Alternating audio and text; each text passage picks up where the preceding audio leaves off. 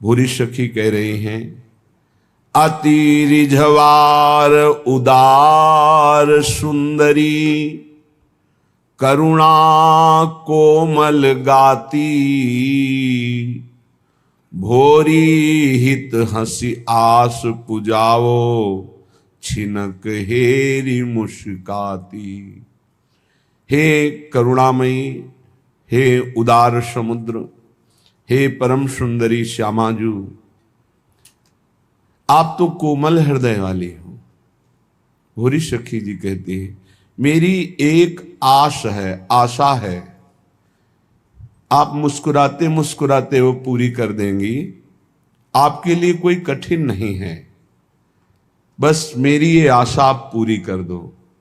क्या आशा है, क्या आप पूर्ण कराना चाहती हैं? मानुश्री जी पूछ रही, भोरी सखी तुम क्या चाहती हो? तो कह रही, मैं आपके स्मरण में इतना डूब जाऊं, प्रेम विह्वल हो जाऊं, आपकी रूप माधुरी का स्मरण, लीला माधुरी, गुण माधुरी, धाम शोभा, नाम महिमा, मैं शिथिल होके गिर जाऊं, चलने की हिम्मत न रह जाए। और उसी समय हम पुकार रहे हो, हा श्यामा जू, हा लाडली जू, तो आप नील कमल घुमाती हुई दौड़ती हुई हमारी तरफ आवे, हमारी ऐसी आशा है। ऐसो गिरिबो कुंवरी किशोरी, कब मोशो बनी आवे, कोमल कनक कमल कर कबहू, उमगी कृपालु उठावे। आप कृपा करके दौड़ करके आए और हाथ पकड़ करके उठाएं, और हमारी ये आशा है, आपके प्रेम में विकल होकर मैं गिर पड़ूं, आपको पुकारूं, और आप कृपा करके अपने कर कमल में नील कमल लिए हुए दौड़ती हुई आवे और मुझे उठावे।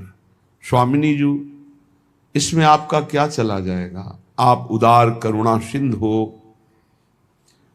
ऐसी टेर कौन दिन करी हो, बरबस धीर छुड़ावे, कोमल चित कृपालु किशोरी, अति आतुर उठी धावे।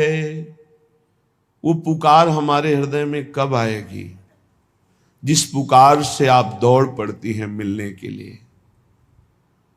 हे अगाध करुणा वरुणालय, वो हमें पुकार दे दो, वो हमें स्थिति दे दो, विरह व्याकुलता दे दो, जिससे मैं पुकारूं और आप हमारे नेत्र गोचर हो।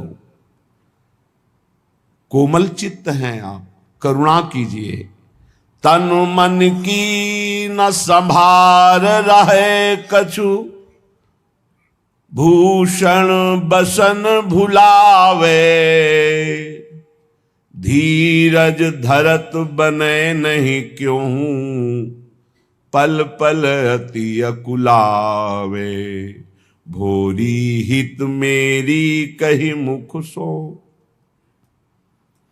बार ही बार बुलावे, ऐसो गिरिबो कुंवर किशोरी, कब मोशो बनी आवे।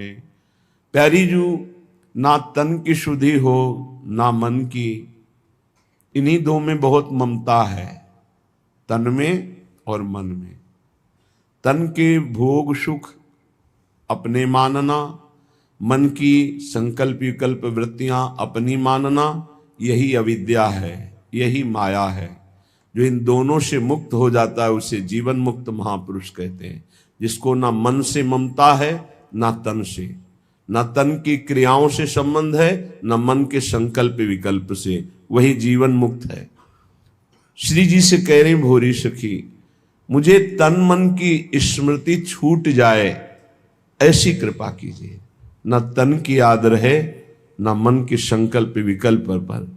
हे लाडली, कुछ शुद्ध ही न रहे आपके सिवा। जब हम ऐसा पुकारेंगे तो हमें विश्वास है कि आपको भी शुद्ध नहीं रहेगी। अपने भूषण बसन संभालने की और आप दौड़ पड़ेंगी हमारी तरफ, उस समय मेरा धैर्य टूट जाएगा और पल पल अति व्याकुल होकर हम आपकी तरफ देखेंगे। ये आकांक्षा तभी होती जब हृदय नाम जप करते करते निर्मल हो जाता है। जिसके लिए हमारा जीवन समर्पित है, अब हम उसके देखे बिना नहीं रह सकते। भोरी सखी कह रही, बस एक बार तू मेरी है ऐसा आप बोल दो और एक बार आ जाओ, हमारे नेत्र गोचर हो जाओ, एक बार हमें उठा लो, एक बार ऐसी करुणा करो, तन मन का विस्मरण हो जाए, केवल आपकी स्मृति। यही मेरे जीवन का परम आश स्वरूप है, यही आशा है। हे उदार स्वामिनी, आप हमारी आशा की पूर्ति करें। श्रीपाद प्रबोधानंद जी महाराज, नमो नित्यं वृंदावन तरुलताभ्या करुणया किरंतीभ्या सर्वानपि च पुरुषार्थान् सकृदपि विलोकात् संस्पर्शात् श्रवण कथनात् च स्मरण तो विभांतिभ्या पावे प्रकृति रस सारात्म महंसः। जिनको एक बार वृंदावन का स्पर्श प्राप्त हो गया, ये बहुत महिमा की बात है, इस पर कभी संशय न करना। एक बार जिसको वृंदावन का स्पर्श करने को प्राप्त हो गया, एक बार जो वृंदावन में बैठकर वृंदावन की प्रिया प्रीतम की चर्चा सुन ली, एक बार जो श्री श्यामा श्याम का यहां बैठकर ध्यान कर लिया, धर्म अर्थ काम मोक्ष चारों पुरुषार्थ उसके लिए सुलभ हो जाते हैं। ये महान तेजोमय ज्योतिष स्वरूप श्रीधाम वृंदावन है। इन वृंदावन की लताओं की समानता करोड़ों कल्प तरु नहीं कर सकते। नमो नित्यम वृंदावन तरुलताभ्या करुणया, ये बहुत करुणामयी हैं लताएं। इनका हृदय से आलिंगन करके, इनका आदर करके यदि इनके समीप बैठकर भजन किया जाए तो बड़ा आशीष प्राप्त होता है, बड़ी करुणा प्राप्त होती है। बड़ा दुर्भाग्य हो रहा है कि जगह जगह लताओं का नाश किया जा रहा है। ये बहुत हानि का विषय, बहुत हानि, वैसे भी हानि का विषय तो भागवती क्षेत्र है।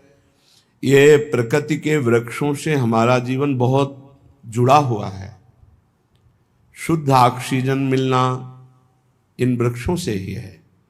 बहुत तरह की लाभवृत्ति हमें मिलती है, जैसे वर्षा आदि की अनुकूलता प्रदान करना वृक्षों से ही है। जहां अधिक वृक्ष होते हैं वहां बहुत वर्षा होती है। अब जिसको देखो, चाहे गांव नगर में कहीं भी हो, सब वृक्षों को कटा रहे हैं। कैसी बुद्धि भ्रष्ट हो गई है कि लताओं का नाश कर रहे हैं तो पानी कहाँ उतरता, नीचे चला जा रहा है, वर्षा कम हो रही। हमें लगता है जितना हमारा शरीर हमें प्रिय है उतना लताओं को अपना शरीर प्रिय है। तुम्हें कहने में वो जड़ है, उनमें भी चेतनता है, उनमें भी भगवान विराजमान है। ऐसे धाम की लताओं का छेदन करने में हृदय कैसा कठोर है कि उनको डर नहीं लगता। समझ में नहीं आता कि इतना महत अपराध कर रहे हैं और ये अपराध नष्ट कर देगा।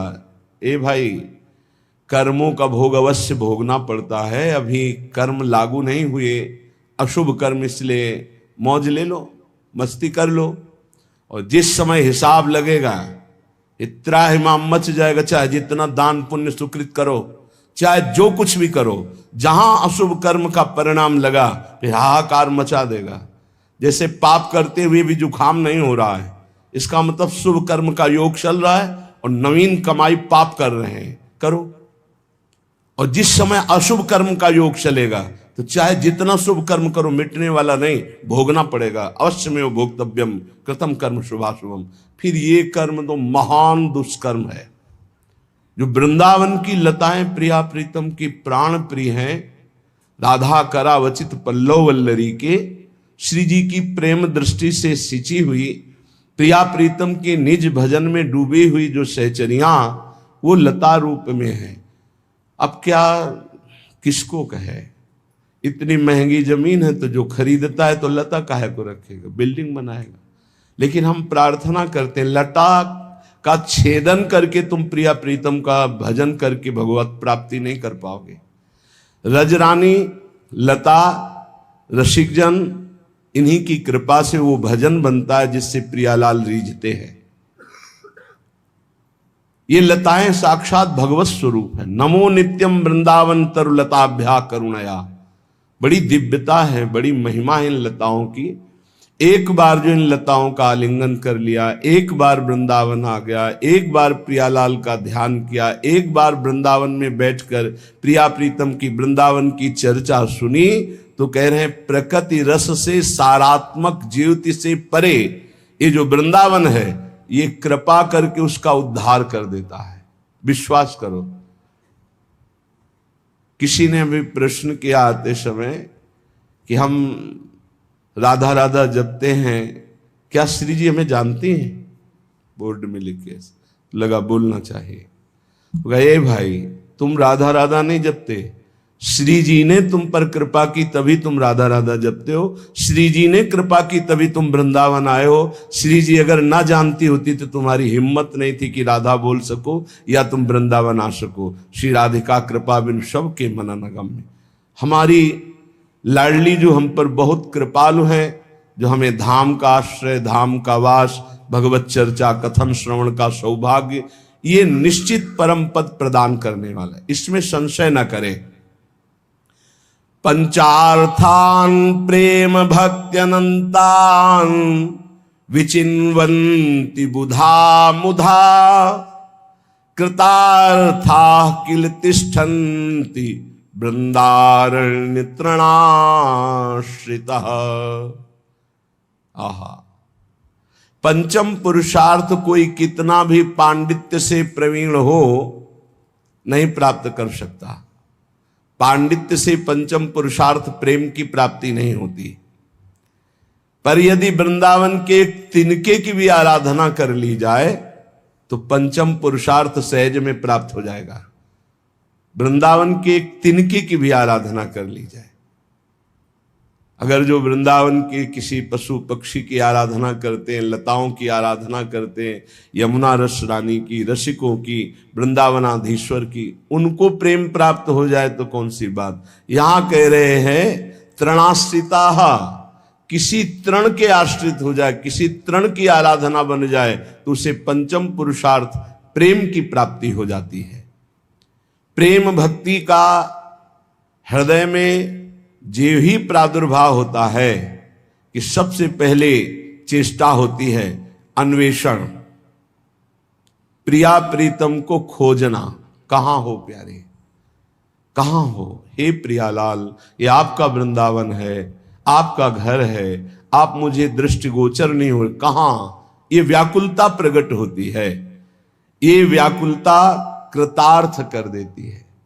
भोगों की व्याकुलता, संसार की व्याकुलता, संसार के संबंधों की व्याकुलता सबको है, पर अहो भाग्य, धन्य भाग्य उसको जिसको प्रिया प्रीतम के लिए व्याकुलता है, प्रभु के लिए व्याकुलता है। जीवन्नेव मृत प्रायो देहादौ निरहम ममः कदा प्रेम रसस्यन्दे बिंदे वृंदावने स्थितम। कैसे वृंदावन वास करे? बोले जीवित होते हुए मरा हुआ वास करे। जीवन ने वो मृत प्रायो, मरे हुए पुरुष की कोई मांग नहीं होती। मरे हुए पुरुष को मान अपमान का बोध नहीं होता। मरे हुए पुरुष को कोई विकार व्याकुल नहीं कर सकते। ऐसे वृंदावन वास करो, ना तुम्हारे ऊपर मान अपमान का प्रभाव हो, ना किसी दुख सुख का। हमें वृंदावन वास मिला है, चाहे जैसी परिस्थिति हो। हम नाम रूप लीला धाम अब नहीं छोड़ सकते, क्योंकि अब हमें भगवत प्राप्ति करनी है। जीवन नेव मृत प्रायो देहादो निरहम ममा। ये तभी हो सकता है जब रसिकों के संग से अपने स्वरूप का परिचय हो जाए। नहीं, देह संबंध इतना सत्य प्रतीत होता है और देह के संबंधी इतने सत्य प्रतीत होते हैं कि प्रियालाल पराये लगते हैं, गुरुजन पराये लगते हैं और ये शरीर शरीर संबंध अपने लगते हैं। भगवत ऋषि जी महाराज कह रहे हैं, प्रायः देही को देखे नहीं, जो देखे सो देह। तीन भांति हुए जात सो विष्ठा क्रमि कै खेह। विष्ठा क्रम कै खेह मलमूत्र जान को, तौल नहीं तरवार मोल सब करत म्यान को। सारा सार विचार नहीं श्रुति समृति तेही, तिन्ही न भगवत मिले, तिन्ही न भगवत मिले, देह मानत जे देही। बहुत सुंदर सिद्धांत का जो श्रीपाद कह रहे, मृत प्राय हो जाए, जीते हुए मर जाए, जीवित मर जाए, उलट आप में समाये, यह दिलगिरी है। ये प्रेम का मार्ग है, ये भगवत मार्ग है। मरना तो है ही, आज नहीं तो कल, तैयारी करो या ना करो, अचानक घटना घटेगी और मर जाओगे। अमर होके जाओ, स्वरूप बोध करके, भगवत प्राप्ति करके, तब तो यहां आना सार्थक हुआ। भगवत ऋषि जी कह रहे हैं, देही होता है आत्मा, जो इस देह को मैं माने हुए है। बड़ी भूल है, बड़ी भूल, इससे बड़ी कोई गलती नहीं हो सकती। और ये सब इसी गलती में फंसे हैं, चराचर जगत इसी गलती में माया फांसे है। ये शरीर मैं हूं ऐसा पूरा का पूरा भ्रम है, और 100 में 100% शरीर नहीं हूं। 1-8% भी होता तो बात, 100 का 100% बिल्कुल हमसे शरीर अलग है, हम शरीर से बिल्कुल अलग है। किसी भी तरह हमारा शरीर से संबंध नहीं बनता। ये जड़ है, हम चैतन्य हैं। ये विनाशी जो मैं है वो अविनाशी है। ये परिवर्तनशील वो एक रस, ये सीमित वो असीम। इसकी और अपने स्वरूप की तुलना ही नहीं हो सकती। तो देही को देखे नहीं, जो देखे सो देह। कोई स्वरूप की तरफ तो देख नहीं रहा, जिधर देखो सब देह को ही देख रहे हैं।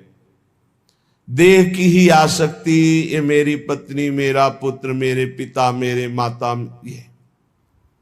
ये मैं, गोरा काला, ऊंचा नीचा। मेरा स्वरूप क्या है, इसकी तरफ कोई नहीं देख रहा, अपनी तरफ कोई नहीं देख रहा, देह की तरफ देख रहा। यही खास दुर्गति का कारण है।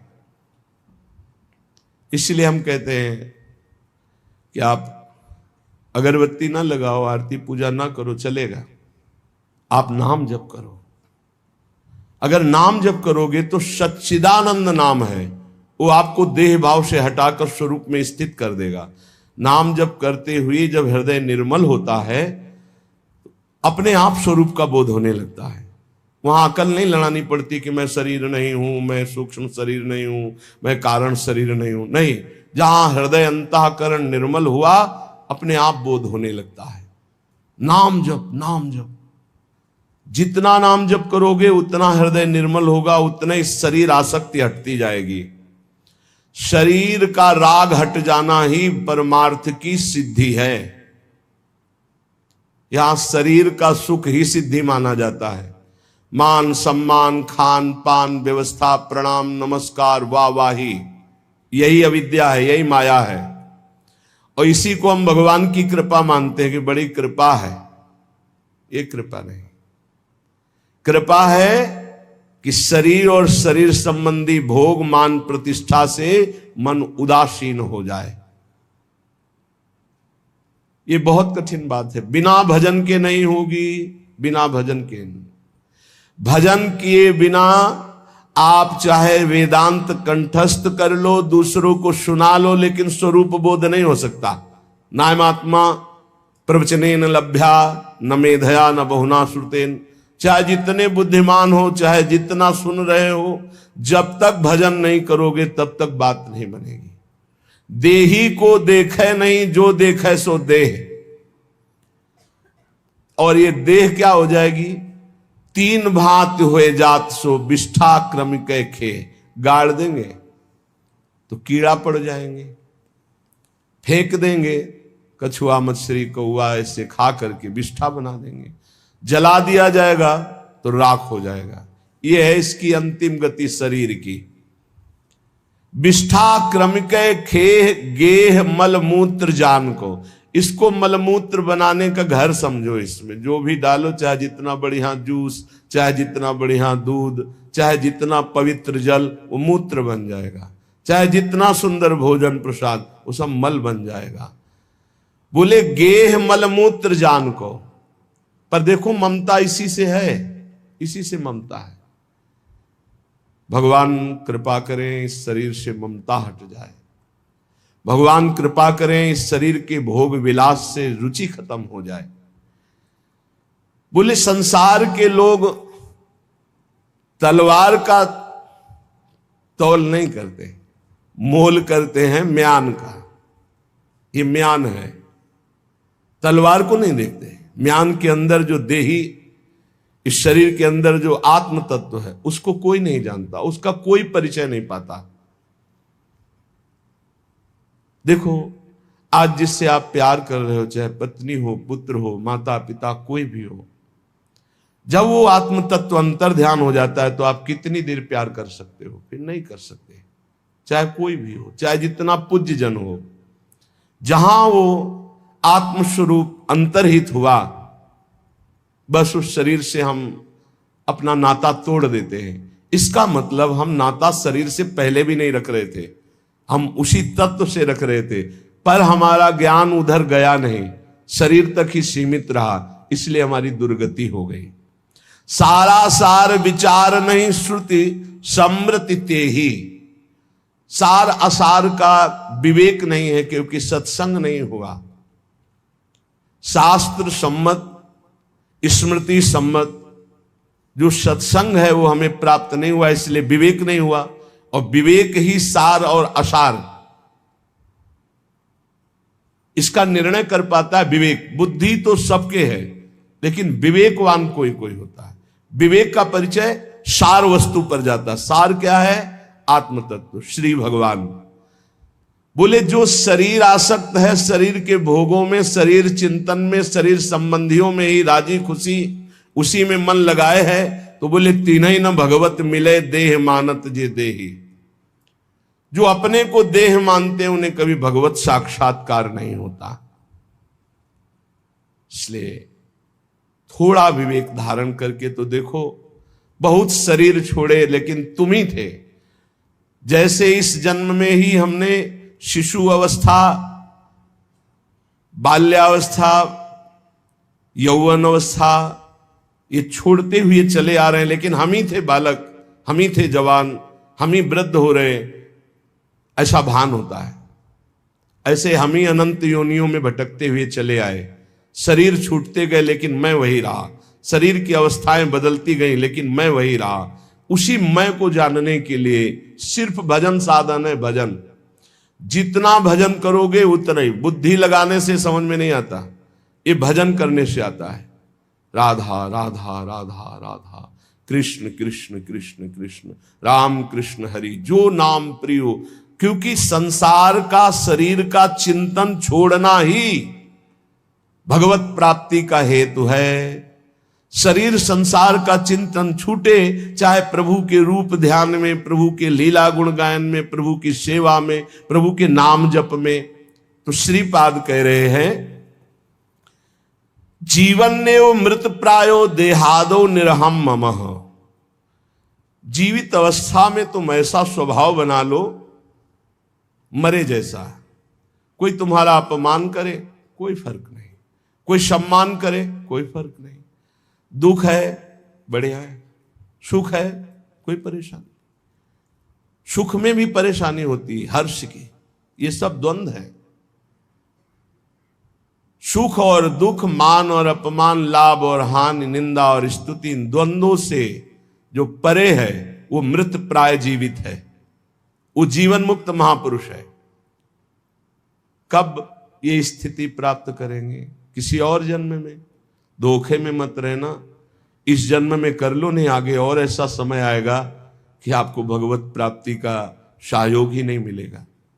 मान लीजिए, जो आज के 30-40 वर्ष पहले बड़े बड़े महापुरुष थे, निष्ठावान, ब्रह्मबोध संपन्न, भगवत प्रेमी, वो अंतर ध्यान हो गए।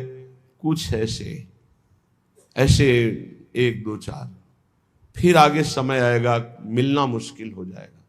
बिना भगवत प्राप्त महात्मा की भगवत प्राप्ति असंभव है। आज तक किसी को भगवत प्राप्ति हुई है तो भगवत प्राप्त महात्मा के संग से हुई। बहुत बढ़िया संयोग बना है धाम में, खूब आनंद पूर्वक वास, आश्रय, नाम जप, कीर्तन, सत्संग। अब अगर भगवत प्राप्ति न हुई तो फिर कब होगी? एक बार हिम्मत करो, तुम शरीर नहीं हो, शरीर के भोगों से हटो, शरीर के मान अपमान दुख सुख से हटो। तुम्हारा स्वरूप बहुत आनंदमय है, तुम्हें किसी भोग की जरूरत नहीं। पुनंति ब्रह्म रुद्रादीन एषाम चरण रेणवः सर्वभावेन मे सेव्यास ते वृंदावन वासिनः।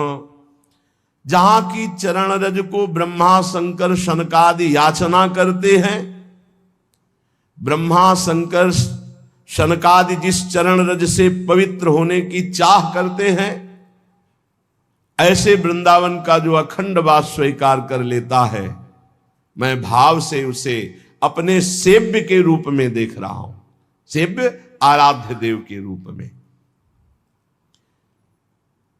वृंदावन वास चिदानंद स्वरूप की प्राप्ति सहज में है। ये धाम की महिमा रखी गई है इसलिए कि प्रचंड माया है।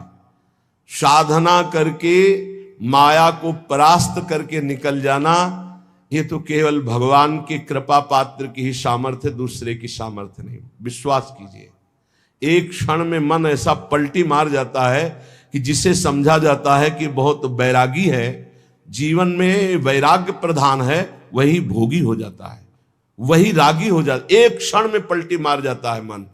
मन पर कभी विश्वास न करे। ये धाम का जो आश्रय है, धाम का जो वास है, ये भगवत प्राप्ति कराता है। गुरु चरणों का जो आश्रय है, प्रिया प्रीतम के चरणों की जो ठसक है, ये भक्ति ये ऐसी परम पावन प्रेममयी भक्ति प्रकाशित होती है जिससे देह भाव रहते हुए भी भगवत प्राप्ति हो जाती है।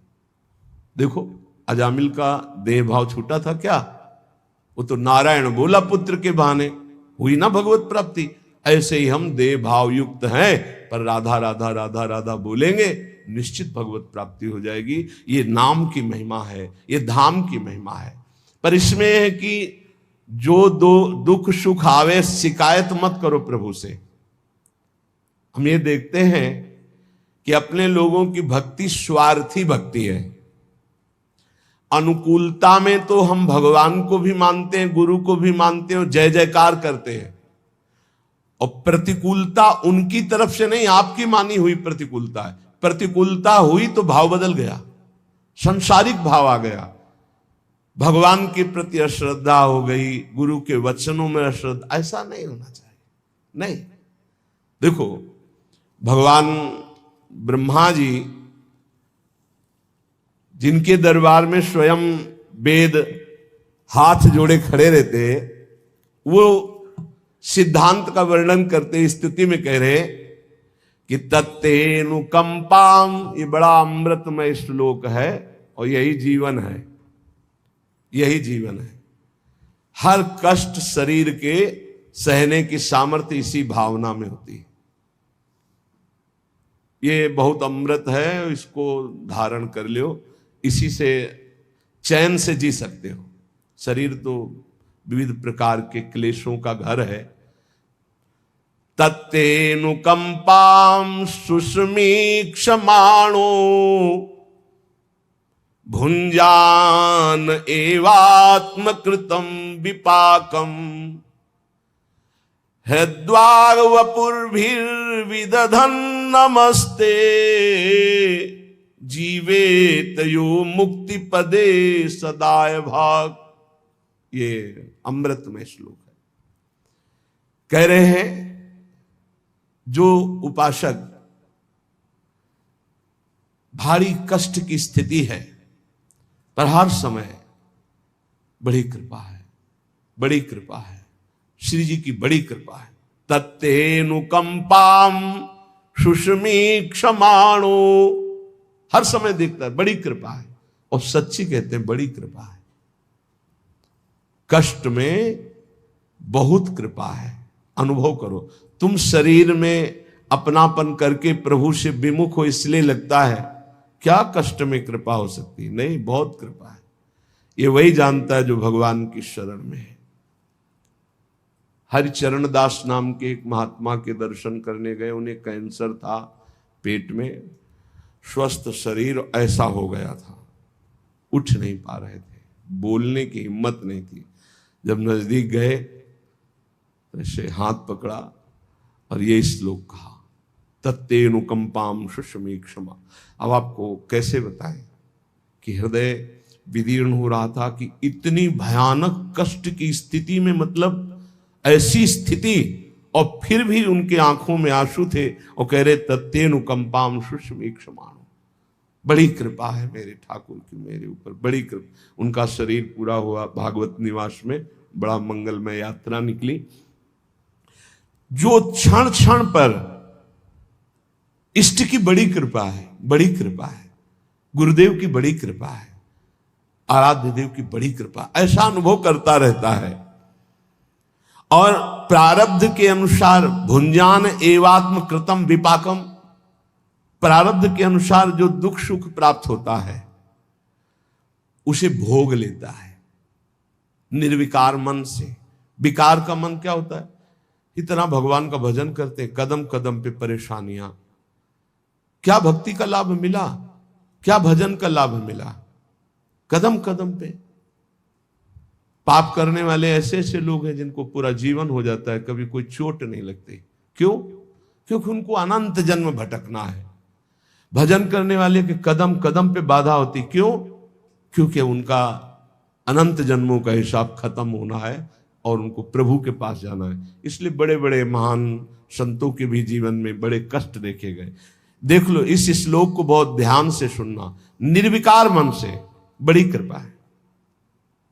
चाहे हम जिनको प्यार करते हैं वो हमें दुत्कार दें, तिरस्कार करें, हमारी तरफ देखें ना, पर हम उनकी बड़ी कृपा मनाएं, तो वो अंतर्यामी, वो अंदर से जब देखते हैं ना कि अरे ये तो टूटने वाला नहीं, फिर जो बरसते हैं फिर निहाल कर देते हैं। इस सिद्धांत को समझ लीजिए। तत्तेनुकंपाम सुषमीक्षम, बड़े महाभागवत होते हैं जो ये बात, बड़ी कृपा है, हर बात में बड़ी कृपा है।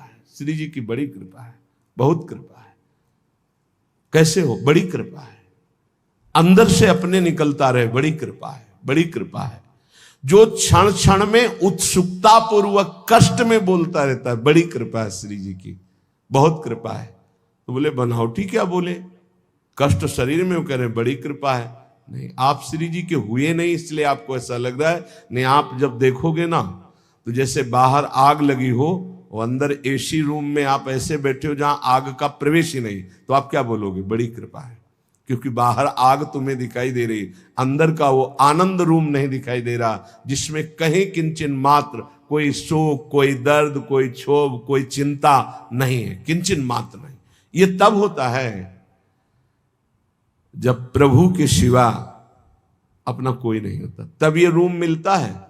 यही है, हृदय में ही है एक ऐसा रूम जिसमें किसी भी द्वंद्व का स्पर्श नहीं होता, मृत्यु का भी प्रवेश नहीं। नैनम छिन्नन्त शस्त्राणि नैनम दहति पावकः न चैनम क्लेदन्त्यापो न शोष्यति मारुता। बड़ा अद्भुत आनंदमय स्वरूप। क्षण क्षण में उत्सुकता पूर्वक कहता रहता है बड़ी कृपा, बड़ी कृपा। भीषण पीड़ा और कष्ट में भी प्रारब्ध के अनुसार जो दुख सुख आ जाए, मान अपमान निंदा स्तुति मिले, निर्विकार मन से भोग ले, कभी भगवान से शिकायत न करे। बड़ा मंगल विधान, बहुत बढ़िया सफाई हो रही, बहुत बढ़िया धुलाई हो रही। श्री जी के पास जाना है ना तो गंदे बन के थोड़ी जाना है। शुभ अशुभ ये दोनों गंदगी ही है, शुभ अशुभ दोनों गंदगी। श्री जी के पास चलने के लिए शुभ अशुभ दोनों नहीं चाहिए। शरण निरापक पद रमित सकल अशुभ शुभ नंश, अशुभ और शुभ दोनों नंश, दोनों का नाश होना है। ये कृपा कर रहे हैं। बोले जो प्रेम पूर्ण हृदय गदगद वाणी और पुलकित शरीर से बार बार शरणागत होते हुए भी शरणागत होता है, हे नाथ मैं आपकी, आप जैसा कोई कृपालु नहीं प्रभु, आप बहुत करुणामय, बड़े कृपालु। बोले जैसे पिता की प्रॉपर्टी संपत्ति पर पुत्र का अधिकार हो जाता है, ऐसे उस भक्त का अधिकार भगवत प्राप्ति पर, भगवान पर हो जाता, परम पद का अधिकारी हो जाता है। वो भगवान पर अधिकार कर लेता है, जो हर क्षण कृपा का अनुभव करते हुए दुख सुख को सह लेता है। शिकवा शिकायत नहीं, ये नहीं, ये इस मार्ग में नहीं। एक बार हिम्मत कर लो, निकल चलो।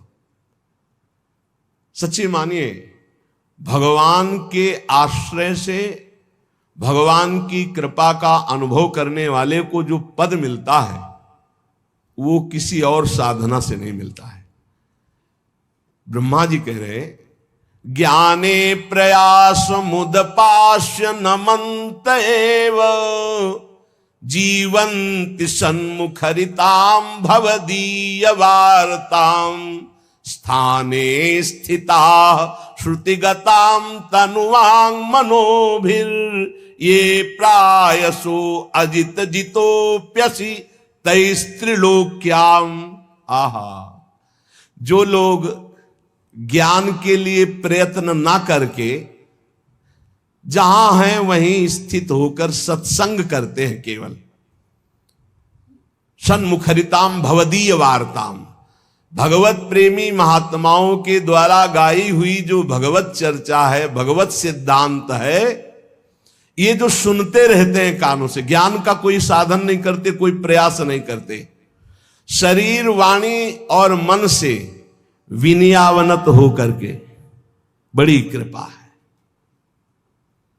हमारा जीवन ही है सत्संग, बड़ी कृपा है, भगवान हमें सत्संग दे रहे। तो बोले यद्यपि आपको अजित कहा गया है, त्रिभुवन में कोई आप पर विजय नहीं प्राप्त कर सकता, पर हे अजित वो आपको जीत लेता है, वो आप पर विजय प्राप्त कर लेता है, आप उसके अधीन हो जाते हैं। किसके?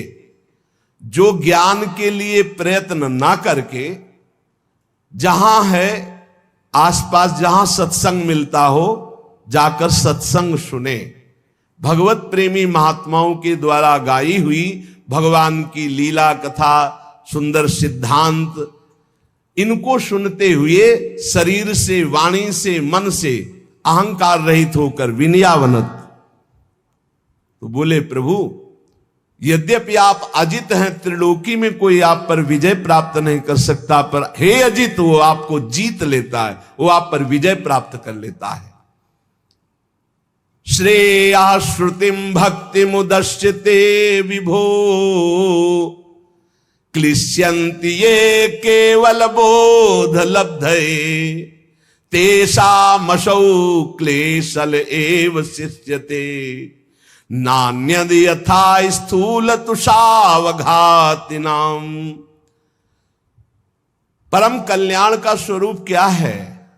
श्रेया श्रुतिम भक्ति मुदश्चिते विभो, आपकी भक्ति परम कल्याण का मूल स्रोत है।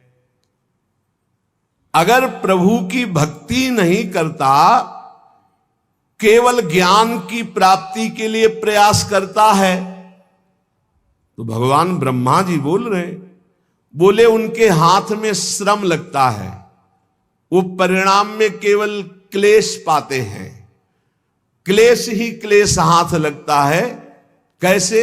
बोले जैसे थोथी भूसी, जो धान होता है उसका चावल निकल गया तो जो बचता है उसे भूसी कहते हैं। भूसी कूटने वाले को केवल श्रम ही श्रम हाथ लगता है। ऐसे जो भगवान की भक्ति नहीं करता, नाम जप नहीं करता, भगवत आराधना का विरोधी भाव रखता है, तो चाहे जितना ज्ञान बघार ले, उसके हाथ में क्लेश ही क्लेश, श्रम ही श्रम रहेगा। वो जीवन मुक्त नहीं हो पाएगा, क्योंकि बोध होता है इष्ट कृपा, गुरु कृपा से।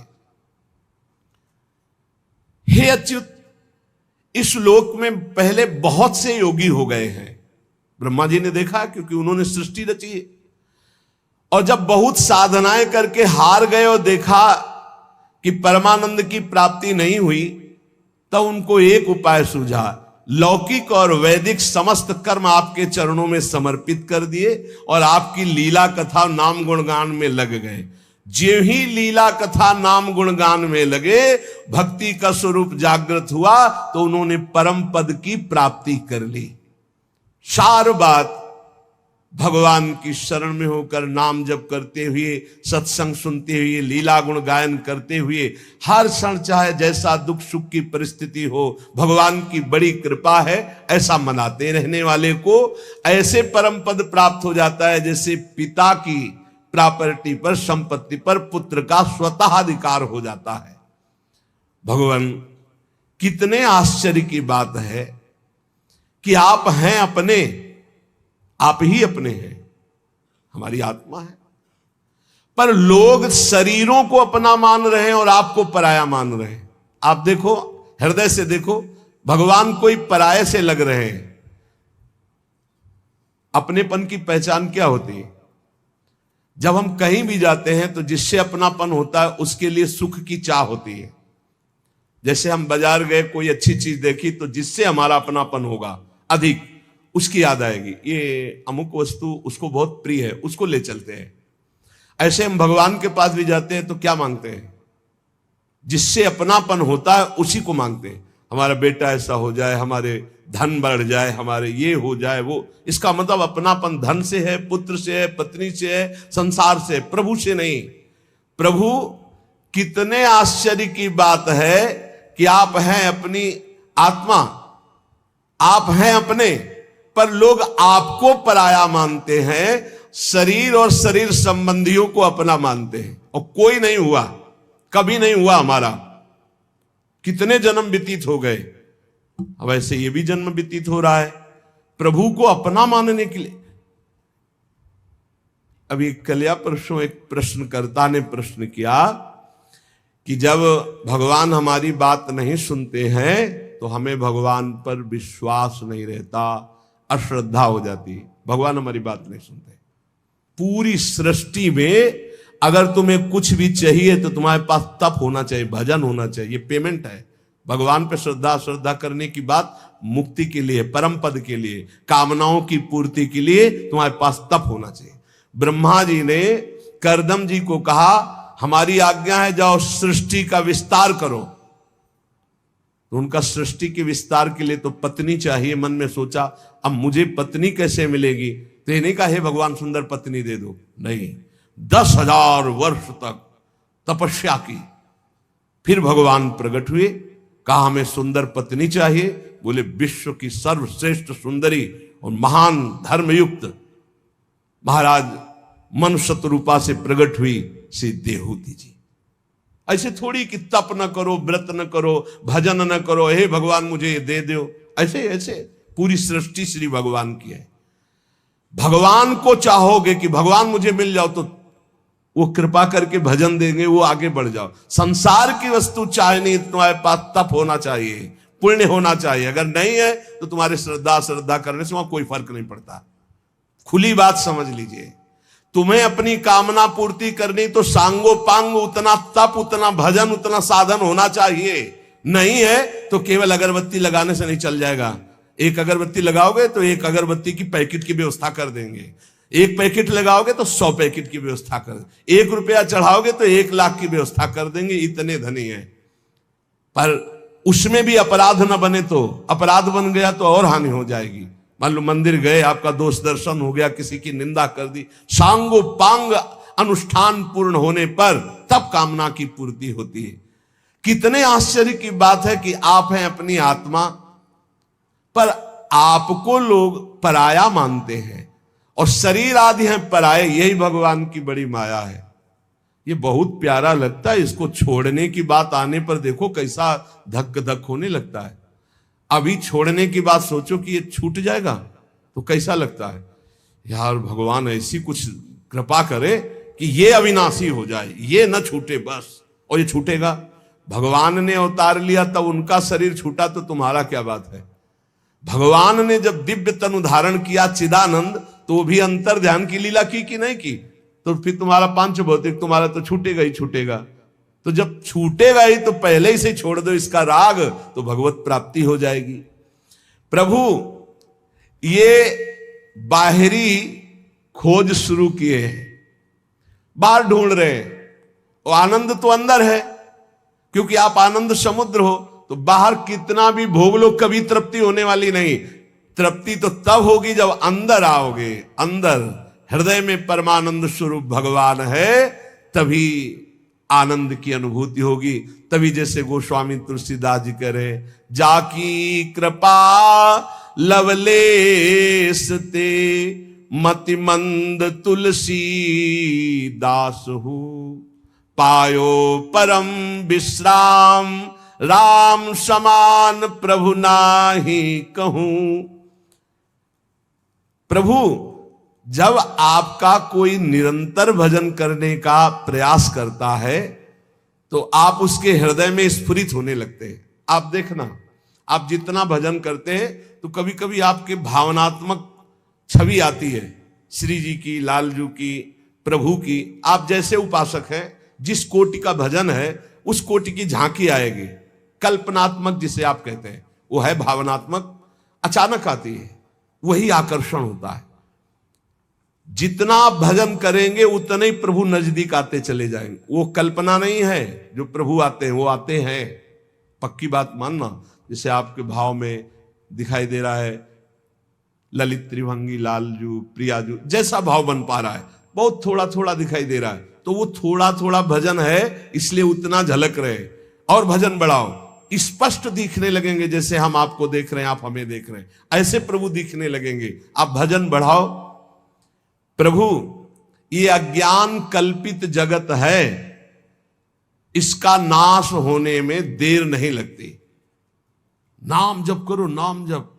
उमा कहूं मैं अनुभव अपना, सत हरि भजन जगत सब सपना। बहुत धोखे में फंसे हो प्यारे, ये सीधा नरक है। ये ऐसी कष्ट, ऐसी समस्याएं, और भोगना उसको पड़ रहा है जीव को। और बिल्कुल अलग है, कोई कष्ट उसे नहीं, पर ममता के कारण भोगना पड़ रहा है। यही भक्ति ज्ञान के द्वारा हम ममता का त्याग कर देते हैं तो जीवन मुक्त हो जाते हैं, परमानंद में डूब जाते हैं। प्रभु आप अपने युगल चरणारविंद का कृपा प्रसाद देकर हमें अनुग्रहित कीजिए। प्रभु के चरणों में जितना चित्त जोड़ते जाओगे उतने ही समस्त दुखों से आप मुक्त होते चले जाओगे। प्रभु को भूलकर जितना भोगों में फंसते जाओगे उतने दुख भोगते चले जाओगे। आद्य गुरु भगवान शंकराचार्य, ये संसार ना था, ना है, न रहेगा, उड़ा दिया।